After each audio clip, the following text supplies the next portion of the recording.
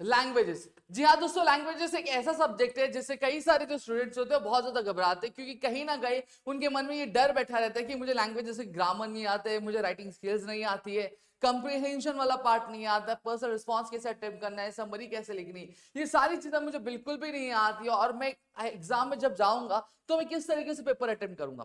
तो मैं आपकी जानकारी के लिए बता देना चाहता हूं कि सबसे पहली चीज मैं ये बता दूं कि हमारे एप्लीकेशन पे 25 दिसंबर से हमारी जो दंगल बैच है वो स्टार्ट होने वाली है। ठीक है, अगर आप ज्वाइन करना चाहते हो तो आप ज्वाइन कर सकते हो, जहाँ पे साइंस मैथ्स के लाइव सेशंस होंगे, और साथ ही साथ लैंग्वेजेस के आपको ग्रामर राइटिंग स्किल के आपको रिकॉर्डेड वीडियोस का एक्सेस क्या मिल जाता है। तो नीचे डिस्क्रिप्शन में आपकी लिंक दी हुई है, जाके आप ज्वाइन क्या कर सकते हैं। अब यहाँ पे हम बात करने वाले हैं हमारे इंग्लिश के इस सब्जेक्ट के बारे में। एक चीज आपने सुनी होगी कि जब कभी भी आपकी अगर कोई मंजिल है, ठीक है, आप कोई मंजिल आप डिसाइड कर लेते हो या फिर कोई गोल डिसाइड कर लेते हो, तो उसको अचीव करने के लिए आपको सबसे पहली चीज क्या पता रहना चाहिए, आपको एक पाथ पता रहना चाहिए कि उस एम को या फिर उस गोल को अचीव करने के लिए मुझे क्या क्या चीजें करनी पड़ेंगी, मुझे किन किन रास्तों से गुजरना पड़ेगा, और क्या क्या मुश्किलों का मुझे सामना क्या करना पड़ेगा, और क्या तैयारी मुझे करनी चाहिए जिससे मैं अपने गोल को क्या अचीव कर पाऊं। आज की इस वीडियो में मैं वही बात करने वाला हूं कि अगर आपका टारगेट ये है कि आप इंग्लिश में आउट ऑफ स्कोर करना चाहते हैं या फिर 70+ स्कोर करना चाहते हैं,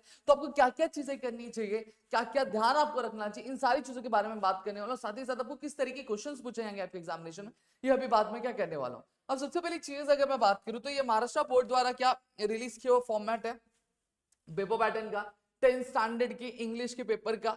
ठीक है, ये जो है ये मैं खुद से नहीं बना के लेकर आया हूं, ये बोर्ड द्वारा जो रिलीज है मैं वही सामने आपके लिए लेकर आऊं, कि आपके अंदर भी एक कॉन्फिडेंस आए कि भैया हाँ चीजें किस तरीके से होती है, किस तरीके से हमें करनी होती है, उन चीजों के बारे में बात करूंगा। सबसे पहली चीज यहाँ पे एक चीज आप समझ लो कि टोटल जो सेक्शन डिवाइडेड है वो section 1, section 2, section 3, section 4, section 5 और सेक्शन 6 करके टोटल 6 सेक्शन में आपका पूरा का पूरा पेपर डिवाइड कर दिया जाता है।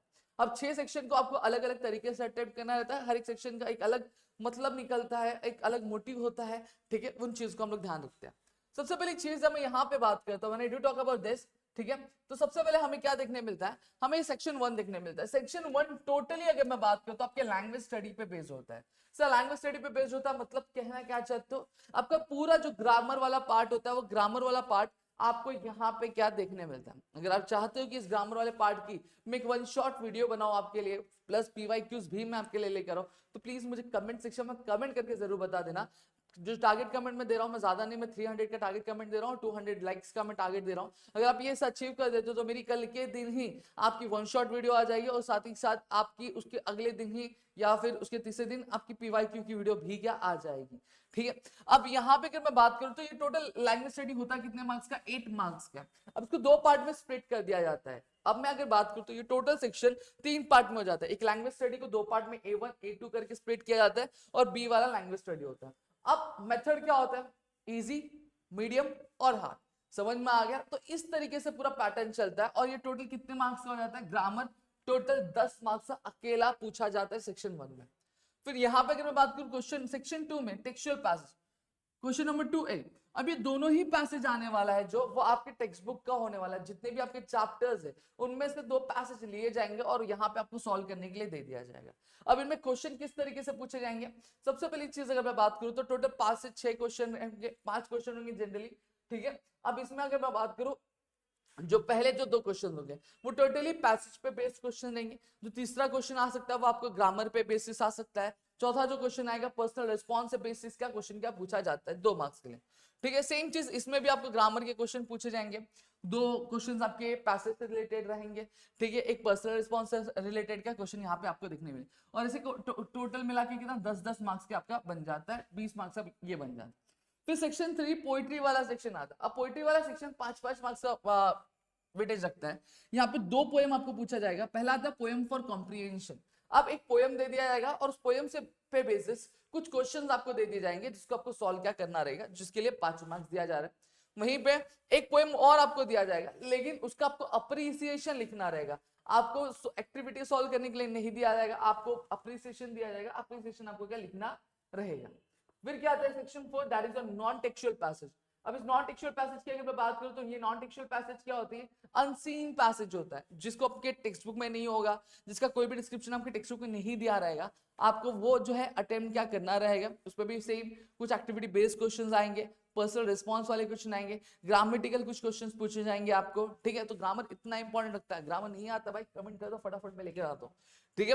फिर आता है summary of a non textual passage. अब समरी क्या होगा, किस पे लिखना रहेगा, ये जो नॉन टेक्सचुअल पैसेज दिया रहेगा ना, इसी के बेसिस पे समरी लिखनी क्या रहती है आपको, ठीक है। 10 5 कितना हो गया, 15 मार्क्स का पूछा जाता है। फिर आता है आपका लेटर राइटिंग, यानी राइटिंग स्किल वाला पार्ट आ जाता है। अब writing skill question number 5 letter writing.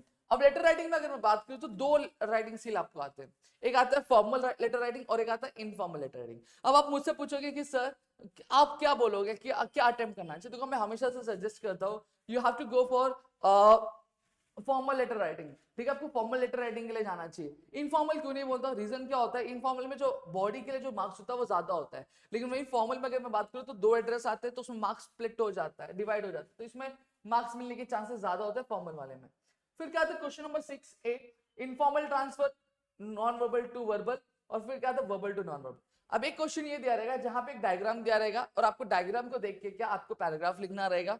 एक क्वेश्चन ऐसा दिया रहेगा जहां पे आपको पैराग्राफ दिया रहेगा, वो पैराग्राफ को देखते हुए आपको पाई चार्ट बनाने बोला जाएगा, या फिर टेबल दिया रहेगा उसको फिल करने के लिए बोला जाएगा, या फिर फ्लो डाउन मेथड बनाने बोला जाएगा, या फिर बार ग्राफ बनाने बोला जाएगा। ऐसे कुछ क्वेश्चंस के आपको बोले जाते हैं, ठीक है। अब इसमें आपको क्या करना है, अब इसके लिए आपको देखो बेस्ट तरीका मैं बता रहा हूँ, आपको क्या करना है चाहिए, आपको ज्यादा कुछ नहीं। अगर एक चीज मैं यहाँ पे बोलता हूँ, अगर आपको नॉन वर्बल टू वर्बल मतलब डायग्राम दिया, सॉरी डायग्राम दिया हुआ पैराग्राफ लिखना, आप लिख सकते हो, कोई दिक्कत नहीं। इसका भी कुछ फॉर्मेट है, मैं आने वाली मेरी वीडियोस में बताऊंगा, ठीक है। वर्बल टू नॉन वर्बल, अगर आपको देखो पैराग्राफ समझ रहा है, जैसे पाई चार्ट दिया बहुत इजी होता है, आप जा सकते हो, ठीक है। फिर दूसरा होता है टेबल फिल करने के लिए, जैसे आपको क्वेश्चन दिया टेबल दिया उसमें कुछ कुछ जगह भरे रहेंगे और कुछ कुछ जगह पे आंसर ढूंढ के लिखना रहेगा, आप जा सकते हो। फ्लो डाउन मेथड रहता है, तो इसमें स्टूडेंट्स को बहुत ज्यादा दिक्कत होती है। अगर आपको नहीं समझ में आ रहा है, 1% भी डाउट लग रहा है, तो छोड़ दो, छोड़ करके आपको नॉन वर्बल टू वर्बल जाना है। अगर डायग्राम देखते हुए अगर कुछ भी लिखा तो जो एग्जामिनर होगा आपको कुछ मार्क्स दे पाएगा, लेकिन वर्बल टू नॉन वर्बल जा रहे हो, फ्लो डाउन मेथड आ रहा है उसमें गलत बना दिया, तो टीचर एक भी मार्क्स आपको दे नहीं पाएगा और आपके पूरे के पूरे मार्क्स कट जाएंगे। समझ में आ गया। तो आपको एक क्वेश्चन के बेसिस पे डिसाइड करना है कि क्वेश्चन किस तरह के आ रहा है। टेबल वाला इजी होता है, आप डायरेक्टली आंसर लिख सकते हो।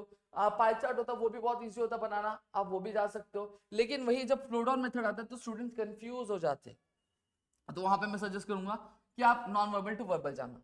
फिर क्या आता है बी में आता है व्यू और काउंटर व्यू, और उसके ऑप्शन में क्या आता है स्पीच आता है। या तो आपको क्वेश्चन में व्यू दिया रहेगा, आपको काउंटर व्यू लिखना रहेगा, या फिर काउंटर व्यू दिया रहेगा, आपको व्यू लिखना रहेगा, और उसके ऑप्शन में क्या आता है स्पीच आता है, ठीक है। मैं सजेस्ट करूंगा you should go for with speech, और स्पीच के लिए जा सकते हो, बहुत ईजी होता है, बहुत आसान तरीके से आप लिख सकते हो। फिर नेक्स्ट आता है हमारा क्या, हमारा आता है section 6 that is your expansion of idea. पहला क्या आता है एक्सपेंशन ऑफ आइडिया आता है, और दूसरा क्या आता है न्यूज रिपोर्ट आता है। अब एक्सपेंशन ऑफ आइडिया और रिपोर्ट राइटिंग दोनों एक दूसरे के ऑप्शन में होता है, ठीक है। अगर आप एक्सपेंशन ऑफ आइडिया के लिए जा सकते हो, बहुत इजी होता है, बहुत आसान होते हैं, ठीक है। But what you need to know is you need to know the proverb. Proverb का मतलब आपको पता होना चाहिए, बाकी मेरी राइटिंग स्किल की वीडियो आएंगी वहां पे मैं बताऊंगा, लेकिन आपको प्रोवर्ब का मतलब मालूम है तो बहुत आसान हो जाता है आपके लिए चीजें का अटेम्प्ट करना। फिर यहाँ पे रिपोर्ट राइटिंग आती है। फिर बी में अगर मैं बात करूं डेवलपिंग अ स्टोरी और नरेटिंग एन एक्सपीरियंस, ठीक है। ये दोनों ऑप्शन में आता है, दोनों में से आप कुछ भी अटेंड कर सकते हो। डेवलपिंग अ स्टोरी में आपको या तो एक बिगनिंग, डेवलपिंग या नरेटिंग एन एक्सपीरियंस में या तो आपको बिगनिंग दे रहेगी और बिगनिंग के हिसाब से आपको पूरी कहानी लिखनी रहेगी, या फिर आपको एंडिंग दे रहेगी और एंडिंग के हिसाब से आपको क्या स्टार्टिंग की पूरी कहानी क्या लिखनी रहेगी। अब इनमें से कोई भी आप दो जो भी सुटेबल हो गया आप वो अटेम्प्ट क्या कर सकते हो। यहाँ पे मैंने आपको ये बता दिया कि बेसिकली पेपर में पूछा क्या जाता है। अब मैं टाइम मैनेजमेंट आपको बता दूं, देखो टाइम मैनेजमेंट क्या होना चाहिए। देखो एक स्टैंडर्ड टाइम जो सेट किया गया, टोटल अगर मैं बात करूं टोटल आपको 180 मिनट मिलते हैं यहाँ पे, देखो हाँ टोटल आपको 180 मिनट मिलते हैं आपके 180 मार्क्स के पेपर को अटेम्प्ट करने के लिए। अब कौन से सेक्शन के लिए कितना टाइम देना चाहिए, जो सेक्शन 1 है लैंग्वेज स्टडी वाला, अगर इसको अगर मैं बात करूं तो 10 और 15 मिनट का आपको टाइम देना चाहिए, ठीक है। वहीं सेक्शन 2 की अगर मैं बात करूं पैसेज वाला, तो पर पैसेज को पर कॉम्प्रिहेंशन को अटेंड करने के लिए 15 मिनट का टाइम आपको लगना चाहिए, यानी आधा घंटा आपको सेक्शन 2 को देना चाहिए और 15 मिनट सेक्शन 1 को देना चाहिए। सेक्शन 3 पोइट्री वाली की अगर मैं बात करूं तो 10-10-20 मिनट का आपको टाइम देना चाहिए, ठीक है। फिर वहीं पे आपकी नॉन टेक्सुअल पैसेज की जब मैं बात करता हूं तो वहां पे आपको 20 और 10 कितना 30 मिनट का आपको टाइम देना चाहिए। फिर सेक्शन 5 की अगर मैं बात करूं that is your language skill, writing skill की अगर मैं बात करूं तो यहाँ पे आधा घंटा आपको सेक्शन 5th में लगेगा, सॉरी आधा घंटा बोल रहा हूं मैं, 45 मिनट आपको सेक्शन 5th में लगेगा। और वहीं पे अगर मैं बात करूं सेक्शन 6 की बात करूं तो वहां पे 15 आधा घंटे का टाइम आपको वहां पे लगना चाहिए। फिर लास्ट में अगर मैं बात करूँ तो लास्ट के 10 मिनट बनते हैं, तो लास्ट के 10 मिनट में आपको देखना है कि कहीं मेरी कोई चीजें छूट तो नहीं गई है, कुछ एरर तो नहीं है, कहीं लाइन ड्रॉ करना तो नहीं रह गया, कोई क्वेश्चन में से गलती छूट तो नहीं गई। ये आपको चेक करने के लिए 10 मिनट आपको क्या रखना चाहिए। और ऐसे कल करके आपको कुल 180 मिनट आपके यहाँ पे हो जाते हैं। तो यहाँ पे मैंने पूरा पेपर एनालिसिस बताया। अगर आप चाहते हो कि क्वेश्चन के बीच के भी एनालिसिस करके बताओ, विद पेपर करके बताओ, तो प्लीज मुझे कमेंट सेक्शन में कमेंट करके जरूर बता देना, मैं आपके लिए वो भी वीडियो लेकर हाजिर हो जाऊंगा। साथ ही साथ वीडियो अच्छी लगी तो प्लीज वीडियो को लाइक करिएगा, चैनल सब्सक्राइब नहीं किया तो चैनल को सब्सक्राइब करो, अपने दोस्तों शेयर करो, ताकि ऐसे और कई सारे वीडियोस हम आपके लेकर आ सके आपके अपने गिरी ट्यूटोरियल्स के यूट्यूब चैनल पे। तो मिलते हैं हमारे अगली वीडियो में, तब तक के लिए घर पे रहो सुरक्षित, अपना ध्यान रखना दोस्तों। जय हिंद दोस्तों।